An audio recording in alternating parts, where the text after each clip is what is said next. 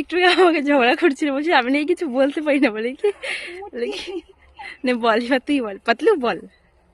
এটা বললাম যে এটা হলো করলার ক্ষেত। তোমাদেরকে একটু আগে ভুট্টার ক্ষেত দেখালাম, এটা হলো করলার ক্ষেত। এখানে করলা হবে আর কয়েকদিন পরে। হ্যাঁ, এই দেখো, জুম করে একটু দেখা করলাগুলোকে। এভাবে এইভাবে মানে এখানে পোয়াল এখানে বিছিয়ে দেয়, হ্যাঁ। তারপরে এখানে দেয় এখানে।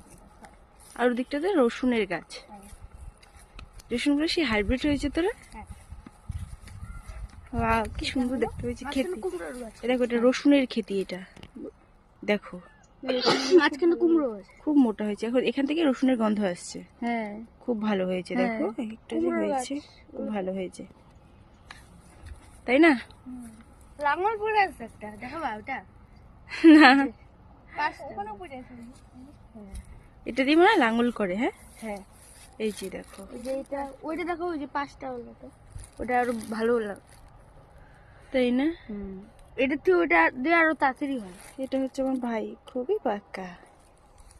চল, যে আমাদের নিয়ে নেওয়া হয়েছে কচু পাতা, এবার বাড়ি যাবো। আর কয়েকদিন পরে যখন রসুন হবে তখন তোমাদেরকে রসুনও দেখাবো, ঠিক আছে? হ্যাঁ, নিচে হয়ে গেছে এটার, না আরো হবে, আরো হবে।